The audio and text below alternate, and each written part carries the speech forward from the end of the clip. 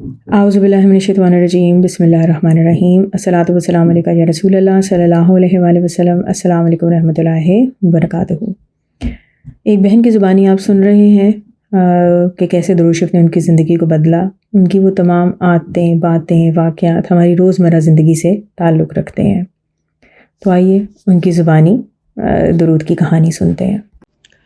میں درود شریف پہلے بنا وضو کو بھی پڑھ لیتی تھی، چلتے پھرتے وضو نہیں بھی ہے تب بھی میں نے پڑھ لیتی تھی، اور وضو میں تو پڑھتی ہی تھی، لیکن پھر میں نے آہستہ آہستہ خود ہی ریلائز کیا، اور میرے دل میں بھی یہ بات آتی گئی کہ درود شریف کے جو آداب ہیں وہ یہی ہے کہ درود شریف کو آپ باوضو پڑھیں، با ادب اور باوضو ہو کے پڑھتے رہیں۔ بھلے آپ کوئی کام کر رہے ہیں تو درود شریف کے جو ایٹیکیٹس ہیں، یہ جو مینرز ہیں، میں یہ سمجھتی ہوں کہ درود شریف ایک ایسی عبادت ہے جس کو آپ باوضو پڑھیں۔ تو میں نے اب یہ اپنے اوپر یہ چیز کی ہے کہ میں جب بھی درود شریف پڑھنا ہوتا ہے تو میں باوضو پڑھتی ہوں، اگر وضو نہیں ہے تو میں نہیں پڑھتی۔ اس کے علاوہ جب بھی میں گھر سے نکلتی ہوں، 99% میری کوشش ہوتی ہے، اور میں کرتی بھی الحمدللہ، کہ میں وضو میں نکلوں، باوضو ہو کے، اور گھر سے نکلتے ہوئے گھر سے نکلنے کی دعا اور درود شریف کاؤنٹر میں پکڑ لیتی ہوں، اور میرا درود شریف چل رہا ہوتا ہے۔ بھلے میں اپنے سارے ٹائم پیریڈ میں ایک دفعہ یا 10 دفعہ پڑھوں، لیکن میرے ہاتھ میں کاؤنٹر ہوتا ہے، اور میں کوشش کرتی ہوں کہ میں جب بھی باہر جاؤں تو میں درود شریف پڑھتی ہی رہوں۔ اس کے علاوہ میں نے کہیں سنا تھا کہ جب آپ درود شریف پڑھتے ہیں تو آپ کے منہ سے جو اس کے الفاظ، جو آپ کی سانس ہے، وہاں سے ایک موتی بنتا ہے۔ وہ موتی جو ہے وہ ایک پرندہ آتا ہے، وہ اپنی چونچ میں اس کو لے کے آپ صلی اللہ علیہ وسلم کی بارگاہ میں پیش کرتا ہے۔ تو ہمارے جو درود شریف ہے وہ ایک بہت ہی پیارے خوبصورت موتیوں کی صورت میں آپ صلی اللہ علیہ وسلم کے دربار رسالت میں پیش کیا جاتا ہے۔ تو کبھی بھی کسی ایسی جگہ پہ میں درود شریف نہیں پڑھتی جہاں پہ کوئی اسمیل آ رہی ہو، یا جہاں پہ کوئی ایسا ہو کہ یہاں پہ نہیں پڑھنا چاہیے، تو میں وہاں پہ الحمدللہ میں خاموش ہو جاتی، میری زبان اپنے آپ رک جاتی ہے۔ یہ میرا کوئی کمال نہیں ہے، میں کچھ نہیں کرتی، یہ صرف اور صرف درود شریف کی برکت ہے۔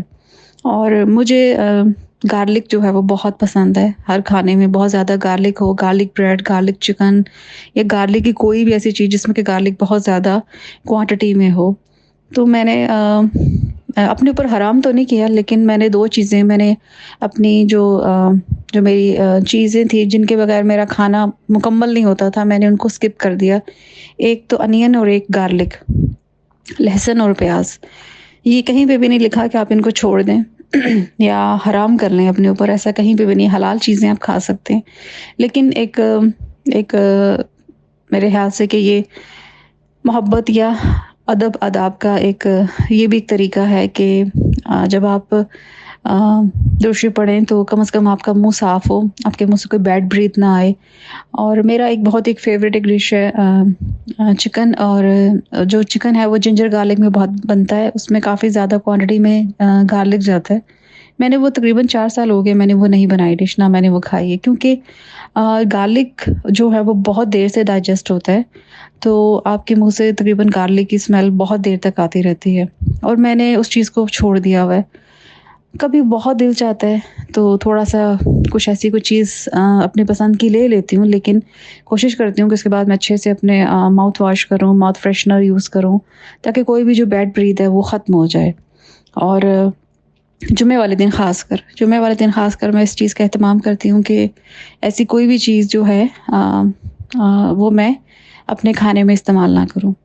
دعا ہے کہ اللہ تعالیٰ ہم سب کو درود شریف پڑھنے کی اور اپنی زندگی میں موجود تمام نعمتوں کا شکر ادا کرنے کی توفیق عطا کریں۔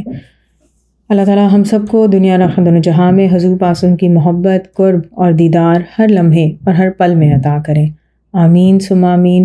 الصلاۃ والسلام علیکہ یا رسول اللہ صلی اللہ علیہ وآلہ وسلم۔ السلام علیکم ورحمۃ اللہ وبرکاتہ۔